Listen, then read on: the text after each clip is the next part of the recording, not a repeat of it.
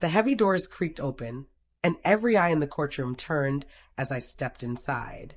My heart hammered in my chest, but I kept my chin up, refusing to let the nerves show. There, in the front row, sat my mom and dad. My mother's lips curled into a tight, unimpressed line, and my father barely glanced up from his phone.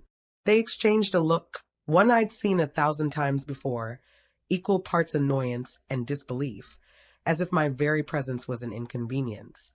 I could almost hear their thoughts. What is she even doing here? I took a slow breath, feeling the weight of their judgment pressing down on me. The room was silent except for the shuffling of papers and the distant ticking of a clock. The judge, a woman with sharp eyes and a calm presence, watched me with a flicker of curiosity. She didn't look bored or impatient. Instead, she seemed to sense that something was off, that this wasn't just another routine case. I walked past my parents, their eyes rolling in unison, and took my seat at the table. My palms were sweaty, but I gripped the edge of the table, grounding myself. I could feel the tension in the air, thick and electric, as if everyone was waiting for a storm to break. But none of them knew what I was about to reveal. Growing up, I used to believe that every family had its own kind of love.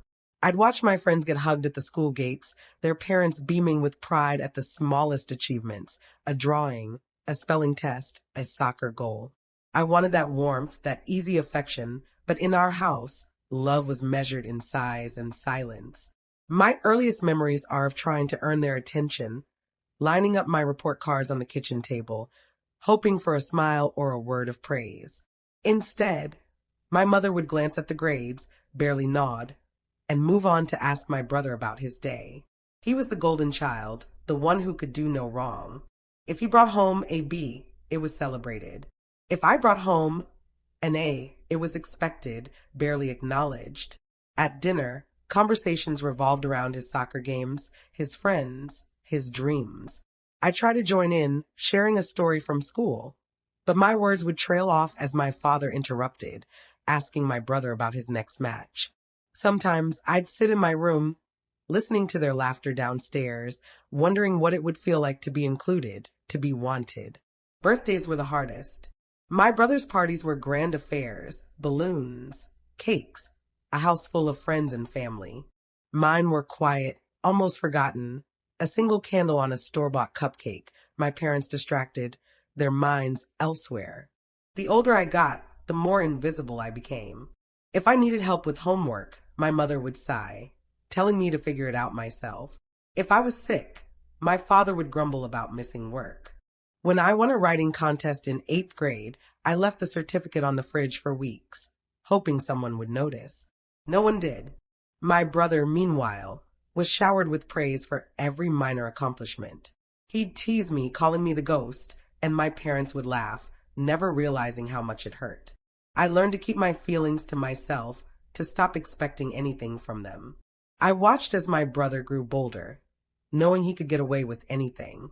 He'd break curfew, lie about his grades, and my parents would make excuses for him. If I made a mistake, even a small one, it was met with disappointment and lectures about responsibility. The contrast was sharp, and it cut deeper with every passing year. There were moments when I'd catch glimpses of the family I wished we could be. On rare occasions, my mother would brush a strand of hair from my face, or my father would ask about my day. But those moments were fleeting, quickly replaced by indifference or criticism. I clung to them anyway, desperate for any sign that I mattered. By the time I reached high school, I'd stopped trying. I poured myself into my studies, my art, anything that made me feel alive. I found solace in books and music, in the quiet corners of the library where no one expected anything from me. I watched my brother drift through life, confident and carefree, while I built walls around my heart, protecting myself from the constant sting of being overlooked. Looking back, I realized how much I craved their approval, how hard I tried to earn a place in their hearts. But no matter what I did, it was never enough. The warmth and support I longed for remained just out of reach, replaced by a cold reality I could never quite escape. And as I sat in that courtroom, their eyes rolling in dismissal, I knew that this was my chance to finally be seen, not just by them, but by everyone who had ever doubted me. It started on a gray Thursday afternoon, the kind of day that already felt heavy before anything even happened. I was in my room, headphones on, trying to drown out the world with music when I heard my mother's voice, sharp and panicked, echoing down the hallway. I pulled off my headphones and followed the sound, my stomach twisting with dread. In the living room, my parents stood over my brother, who was hunched on the couch, his face buried in his hands. My mother was clutching her purse, her voice trembling as she accused, "Who would do this? Who would take it?" I didn't understand at first. My father's face was red with anger, and my brother looked up at me with wide, watery eyes. "It was her," he whispered, barely audible. "I saw her near your purse, Mom. She was acting weird." The accusation hung in the air, thick and poisonous. My mother's eyes snapped to mine, cold and accusing. "Is that true? Did you take my money?" I shook my head, stunned, but the words caught in my throat. I tried to explain, but my father cut me off, his voice booming. "We trusted you. How could you do this to your own family?" I felt the room closing in, the walls pressing tighter with every word. My brother wouldn't meet my gaze, and I realized with a sickening certainty that he was lying. I wanted to scream, to beg them to believe me, but my parents had already made up their minds. They searched my room, rifling through drawers and bags, tossing my things aside, as if I were a stranger, not their daughter. When they found nothing, my mother's anger only grew. "You must have hidden it somewhere else. We'll get to the bottom of this." The next day, my parents called the police. I sat on the porch, numb, as the officers asked me questions I couldn't answer. My brother stood behind them, arms crossed, a faint smirk on his lips. The money was never found, but my parents insisted on pressing charges, convinced I was guilty. The betrayal was complete. I thought things couldn't get worse, but then my own parents turned against me. The days that followed blurred together in a haze of disbelief and heartbreak. My friends at school whispered behind my back, and teachers looked at me with pity or suspicion. My parents barely spoke to me, except to remind me of the court date. I tried to talk to my brother, to plead with him to tell the truth, but he avoided me, always surrounded by their protection. I felt utterly alone, trapped in a nightmare I couldn't wake up from. As the court date approached, I realized I had a choice: accept their version of the story or fight for my own. I started gathering what little evidence I could, piecing together the truth from scraps of memory and overlooked details. I knew it wouldn't be easy, and I knew my parents wouldn't help me. But I also knew I couldn't let their betrayal define me. I had to find my own voice, even if it meant standing alone in that courtroom, with everyone expecting me to fail. After the accusation, home became a battlefield. Every attempt I made to defend myself was met with cold indifference or outright ridicule. My mother would scoff, "If you're innocent, why are you so defensive?" My father barely looked at me, and when he did, it was with a disappointment that stung more than anger. My brother, emboldened by their support, strutted around the house, dropping sly comments about trust and honesty, always loud enough for me to hear. I tried to talk to them, to plead my case, but my words bounced off their walls of certainty. I was invisible again, but this time I was also the villain. At school, the whispers followed me. Friends who once shared secrets in the hallway now avoided my gaze. Even teachers seemed wary, their encouragement replaced by awkward silences. I felt the world shrinking, every safe place closing its doors. But somewhere in that isolation, a stubborn spark ignited. If no one else would fight for me, I'd have to fight for myself. I started retracing every step from that day. I remember my brother coming home late, the hurried way he'd rushed past me, the way he'd avoided my eyes.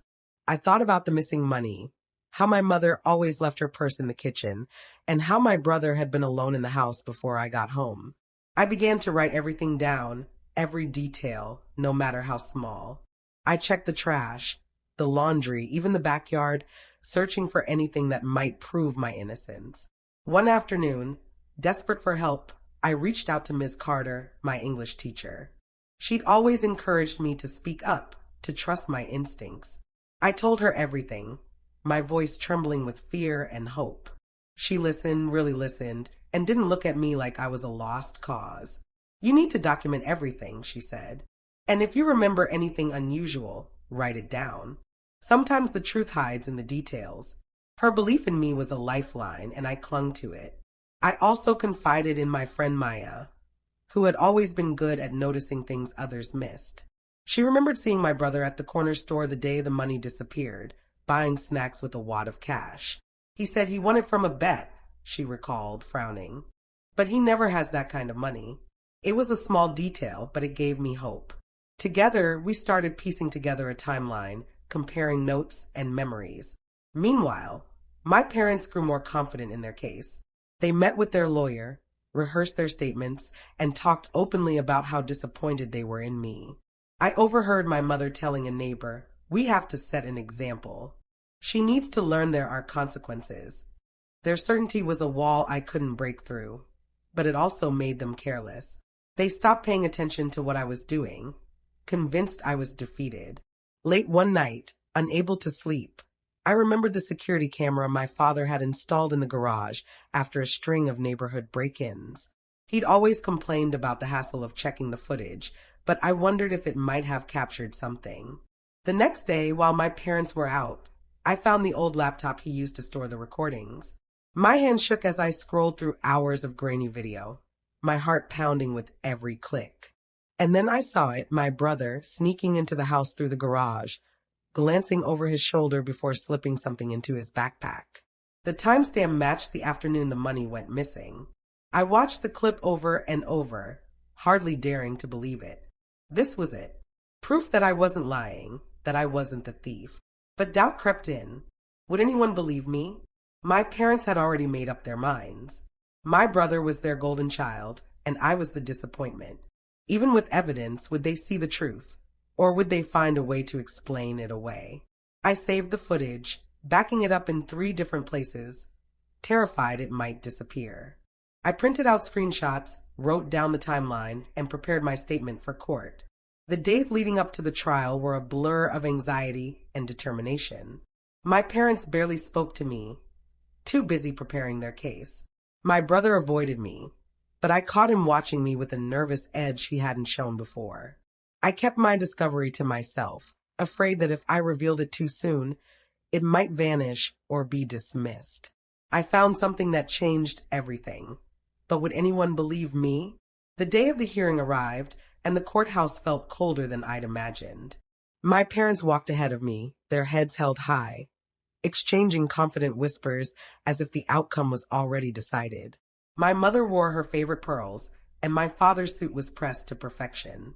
They didn't look at me as we entered the courtroom, but I could feel their certainty radiating off them. My brother sat beside them, his expression carefully blank, but his foot tapped nervously under the table. I took my seat, hands trembling just enough to betray my nerves. The judge entered, her gaze sweeping the room before settling on me. There was a pause, a moment where the world seemed to hold its breath. She asked my parents to present their case, and they did so with rehearsed indignation, painting me as a troubled, ungrateful child.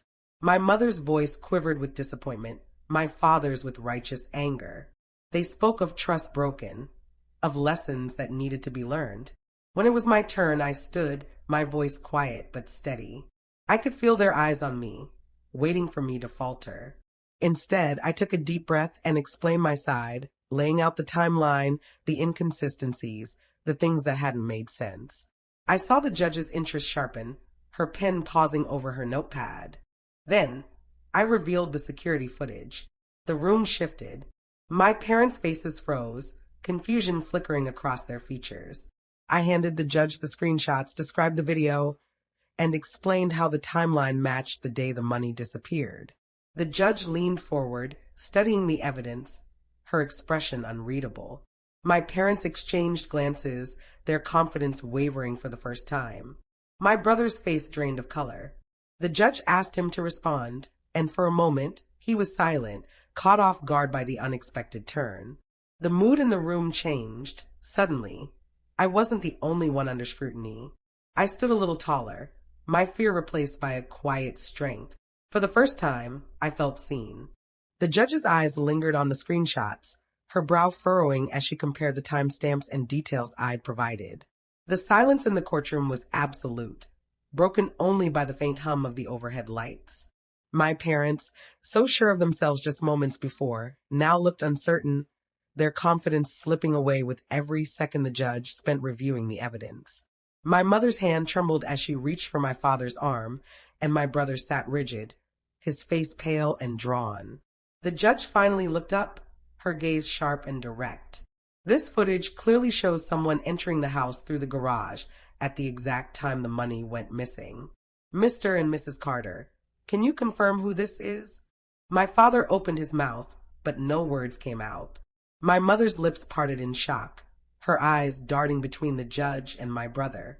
For the first time, they seemed to realize that their narrative was unraveling. My brother shifted in his seat, his bravado gone. The judge turned to him, her tone gentle but firm. Would you like to explain what we're seeing here? He hesitated, glancing at our parents, searching for support that wasn't there. The room felt smaller, the air heavier, as everyone waited for his response. He stammered, I was just getting my backpack. I forgot it in the garage. The judge raised an eyebrow. And did you also forget to mention that you were alone in the house at the time? Or that you were seen at the store later that day with a large amount of cash? My brother's eyes widened, panic flickering across his face. He looked at our parents, but they were silent, their expressions a mix of disbelief and fear. I watched as the truth settled over the room, heavy and undeniable. My parents' faces crumpled, the certainty they'd clung to replaced by confusion and shame. My mother's voice was barely a whisper. Is this true? My brother's shoulders slumped, and he nodded, unable to meet her gaze. I'm sorry, he mumbled, the words barely audible. I needed the money. I didn't think it would go this far. The judge's expression softened, but her voice remained steady. It's clear that the evidence supports your daughter's account. I see no reason to continue these proceedings against her. She turned to me, her eyes kind. You've shown remarkable courage and composure in the face of serious accusations. I hope your family can learn from this experience. The words washed over me, a wave of relief and vindication. For so long, I'd carried the weight of their doubt, their disappointment, their refusal to see me for who I truly was. Now, in front of everyone, the truth was undeniable. I wasn't the thief. I wasn't the disappointment. I was the one who stood up, who fought back, who refused to be erased. My parents sat in stunned silence, the reality of what they'd done settling in. My mother's eyes filled with tears, but she didn't reach for me. My father stared at the floor, his jaw clenched, his pride shattered. My brother looked smaller than I'd ever seen him, his confidence gone, replaced by regret and shame. The courtroom remained silent, the tension thick as everyone processed what had just happened. I felt a strange mix of emotions, relief, anger, sadness, and something like hope. I'd wanted so badly for my parents to believe me, to fight for me, but in the end, I'd had to fight for myself. The judge's words echoed in my mind, a validation I'd never received from my own family. As the judge dismissed the case, I stood up, my legs shaky but strong. I glanced at my parents, searching their faces for something. An apology, a sign of understanding, anything. My mother looked away, her shoulders shaking with silent sobs. My father finally met my eyes, and for a moment I saw regret flicker there, but it was quickly masked by pride and stubbornness. I walked out of the courtroom, the weight of their judgment finally lifting from my shoulders. The world outside felt brighter, the air fresher, as if I'd stepped into a new reality. I knew things wouldn't magically be fixed. The wounds were deep, and the trust that had been broken might never fully heal. But for the first time, I felt powerful. I had faced their disbelief, their betrayal, and I had come out the other side stronger. As I left the courthouse, people whispered, their eyes following me. Some looked at me with sympathy, others with admiration. I realized that my story wasn't just about being falsely accused. It was about refusing to let someone else define my worth. It was about standing up, even when you're standing alone. The truth had finally come out, and in that moment, the balance of power shifted. I was no longer the invisible child, the scapegoat, the disappointment. I was the one who had the courage to speak, to fight, to reveal what everyone else had refused to see. And as I walked away, I knew I would never let anyone silence me again. The judge's final words echoed in my mind long after the gavel fell. Case dismissed. The court finds no evidence against the defendant. It was over. The accusations, the suspicion, the endless nights replaying every moment in my head, they all dissolved in that instant. I should have felt triumphant. But as I looked at my parents, I realized victory didn't feel the way I'd imagined. My mother's face was streaked with tears, her hands trembling in her lap. My father sat rigid, his jaw clenched, eyes fixed on the floor. The truth had set me free, but it had also left a scar that would take much longer to heal.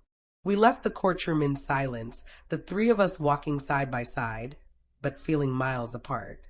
My brother trailed behind, his head bowed, the weight of his actions finally settling on his shoulders.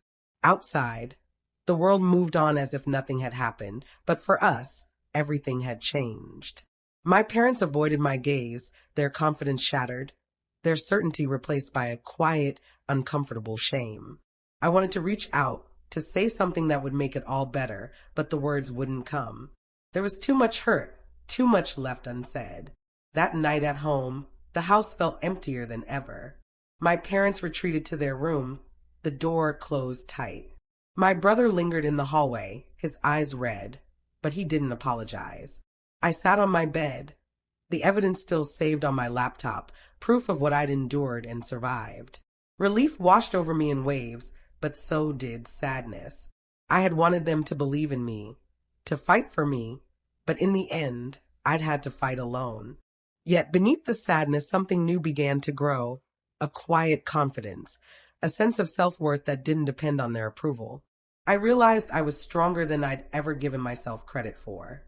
I had faced their doubt, their betrayal, and I had not only survived, but I had also found my voice. The pain was real, but so was the pride. In the days that followed, my parents tried to return to normal, but nothing was the same. Conversations were stilted, glances awkward. My mother made small gestures, setting a plate at the table, asking about my day, but the warmth I'd always longed for was missing. My father kept his distance, his silence heavy with regret. My brother avoided me, unable to face what he'd done. The rift between us was wide, and I didn't know if it would ever close. Still, I moved forward. I focused on my studies, spent time with friends who believed in me, and leaned on the few adults who had shown me kindness. I learned to trust myself, to value my own truth, even when others refused to see it.